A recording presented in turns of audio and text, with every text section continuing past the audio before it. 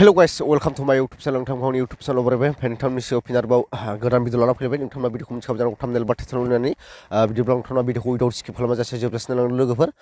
आं दिनै नोंथांमोनजों मोनसे भिडिअ शेयार खालामसिननानै नैबे भिडिअखौ लाना फैनाय जादों बे भिडिअआ जाहैबाय लोगोफोर दा फेसबुक गोबांथार मानसिया नुखाबाय जानांगौ ओमफ्राय सोरबा सोरबा नुवाखै जानो हागौ बेनि थाखायनो नैबे भिडिअखौ लाना फैनाय जाबाय ओमफ्राय बे भिडिअआ मा होनना बुङोब्ला बे भिडिअआ जाहैबाय लोगोफोर फैला जे बरगयारि सारनि बिथाङा मा बिबुंथि लाखिदों नोंथांमोना नैबे भिडिअखौ नाय आरोना खोनासं ओमफ्राय हाजासे शेयार खालामना हो जाहाथे बयबो नुयो नैबे भिडिअखौ भिडिअ नोंथांमोना नैबे भिडिअखौ नायना लागोन बिनि उनाव नोंथांमोनजों लोगोसे बिदिबा नायना लादो लोगोफोर गिदिं गिदा फैफिनबाय लंथं जुगा फैफिनबाय लंथं जुगा फैफिनबाय लंथं मदान जु होननानै बर' बिमाफ्रा दख'ना बोखो बोखो मोसाबाय ससियेल मिडियायाव नंगौना नङा दे बेसे लासिंसिं बाथ्रा जाय बिमाया 7 बोसोर बैसोनि फिसा हिनजाव दङ जाय बिमाया 5 बोसोर बैसोनि फिसा हौवा दङ जाय गथ'नो गुन गोनां सोलोंथाइ होनांगौ दङ जाय फिसा हिनजावनो गियान होनांगौनि बोथोर मोनफैबाय बे बिमाया गावसो दख'ना बोखो बोखो ससियेल मिडियायाव मोसाबाय बेफोर गथ'फ्रा बोरै मोजां जागोन बे बिमानि फिसाया बोरै मोजां जागोन जोंनि समाजा बहा गोग्गो जागोन जोंनि गथ'फ्रा बहा गुन गोनां सोलोंथाइ मोनगोन नोंगोना दे रायजो राजा नोंथांमोन दा आं दहायनो बुंखादों आंनाव गाज्रिया साजोब्बाय होनना ओमफ्राय गाज्रिखौ बुंदों आङो मेथाइआथ' बिदि थोनथाराखै मेथाइनि एलबामाथ' बिदि नंथारा मोसानाया खेबथामसो नायबाय आङो फैलाबायनाय दं नामाब्रा बेयावनो मोसानायावलाय एलबाम होननानै मानसिबो गैया दानिया जोंनि बिहामजोफ्रासो बिहावखौबो लाजिला बिफाखौबो सनमान खालामलिया सनमान होननाया मा बुस्थु बेखौनो बुजि मोनला दख'ना बोखो बोखो फेन्दा दिन्थि मोसाबाय ससियेल मिडियायाव होबाय 1 मिनिटनि उनाव बिहावाबो नुबाय 1 मिनिटनि उनाव बिमायाबो नुबाय 1 मिनिटनि उनाव बिदायाबो नुबाय थेवबो गाव लाजिला मानो बेबायदि जादों कारना मा दा होमबा जोंनि होख्राव बुंनाय खोथाया मिनिंलेस ओंखायनो आङो बुंला आंनिया जोब्बाय लेक्सारा नामा नङा होमबा दा मानो बेबायदि जादों जोंनि बिहामजो माने आं हाबा जायाखै दे दा बेखौ एसे नायबिजिरनांगौ दङ एसे सिगाङाव माखासे खोथा बुंलांदों दा जोंहा गामियाव समाज दंना गैया जोंनि गामिनि समाज बेबस्थाया माबायदि दा जोंहा बेखौबो साननो गोनां दं दा बेखायनो बुंनाया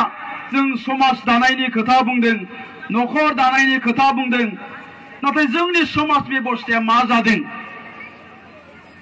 जोंनि गामियाव समाज बेबस्थाया मा जालांखो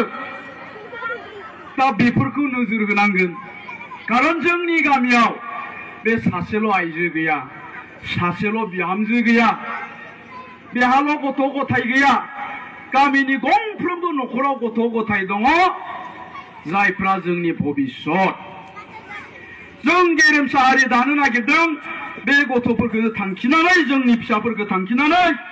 जायफ्रा दिनै लेखा फरायबाय दं क्लास 5 आव फरायदों 6 आव फरायबाय दं 7 8 9 10 11 12 आव फरायबाय दं बे बिसोरखौ थांखिनानै जोङो जातिखौ गेरेमसा दानो नागिरदों मानोना जोंनि बे लाइमोनफ्रा जोंनि बे फिसाफ्रा जि जानो गोसो बेखौनो जानो हायो बिसोरखौ जों जि खालामनो गोसो बेखौनो खालामनो हायो बे लाइमोनफ्रा बे जोंनि फिसाफ्रा साफा साफा जातिनि दैदेनगिरि जानांगोन जातिनि साफा साफा गेदेर थुनलाइगिरि जानांगोन बिसोरनो डक्टर जानांगोन बिसोरनो इन्जिनियार जानांगोन master professor scientist SS IAS officer जानांगोन मानोना बिसोरनो जानो हायो बिसोरनि अनगायै रावबो जानो हाया आरो जोंनि फिसाफोरनियाव बे टेलेन्टआ थै रोदा हाबनानै दङ दा बिसोरनाव बे टेलेन्टआ दङब्ला बिसोरनि गोरबो सिङाव हाबनानै थानाय टेलेन्टखौ जों बायजोआव दिहुनना लाबोनांगोन दा बायजोआव दिहुनना लाबोनो गोनांब्ला बिमाया फिसाजोनि सिगाङाव बिमाया फिसानि सिगाङाव दख'ना फैखो फैखो मोसाबा बै फिसानिफ्राय मा टेलेन्ट ओंखारबोगोन डक्टर जानाय टेलेन्ट ओंखारबोगोन नामा मा टेलेन्टआ ओंखारबोगोन होनबा जोंहा बिमा बिफाया दायित्व दंना गैया जोंनि गामिनि समाज बेबस्थायाव दायित्व दंना गैया बेफोरखौ नोजोर होनो थाखाय नङा होमबा दा आङो बुंबाय बेवहाय थानाय साफ्रोमबो बिमानि फिसाया बेवहाय थानाय साफ्रोमबो बिफानि फिसाफ्रा जि जानो गोसो बेखौनो जानो हायो दा बिसोरनि गोरबो सिङाव हाबनानै थानाय टेलेन्टखौ जों बायजोआव दिहुनना लाबोनांगोन आरो बेबायदि जानो गोनांब्ला जोंनि बिमा बिफानाव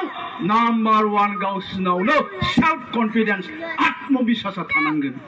जे आंनि फिसाया मास्टार जानो हायो आंनि फिसाया डक्टर जानो हायो आंनि फिसाया इन्जिनियार जानो हायो आंनि फिसाया मेट्रिकआव 95% लाखिनो हायो बे सेल्फ कन्फिडेन्स आत्मबिश्वासा जोंनि बिमा बिफानाव थानांगोन आरो जोंनि बिमा बिफानाव सिमां थानांगोन दहाय बुंदों जोंनि गाहाय आलासि बिथाङा अमानो थेमाबो नायनानै होयो अमानो टाइमलि आदार होयो नंगौना फुङावबो होनांगौ सानसुआवबो होनांगौ बिलिफाङावबो होनांगौ अमाया गन्द्रानिफ्राय जै गबाय अमाखौ नागिरथिङो बिमाया माबाया बिमाया नङा बे मानसि बिमाया फै फै फै फै फै फै बहा थांखो ना नागिरथिंबाय बायो गोमाबायसो खोमा सिखाव लांबायसो खोमा होननानै मानो नागिरथिङो खारन साननानै लादों बेयो जोंनि सम्पतिया बेनो फाननानै 20,000 मोनगोन बन्दक दोननाय हाखौ बेजोंनो सुख'नांगोन जोंनि सिन्ताया बे अमाखौ जुदि सम्पति साननानै लानो हादोंब्ला नोंनि फिसाखौ नों मानो सम्पति होनना साननानै लानो हायाखै जोंनि फिसाया मा खालामो दा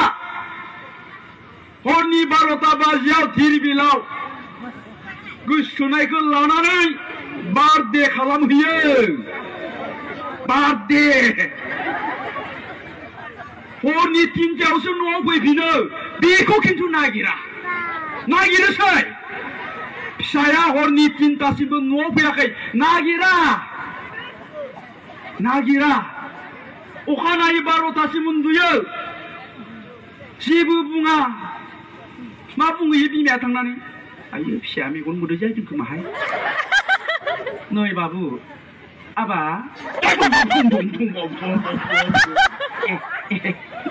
आबा दे जिखौ फैनानै फैलायबावबायसो बे फिसायालाय बोरै डक्टर जानो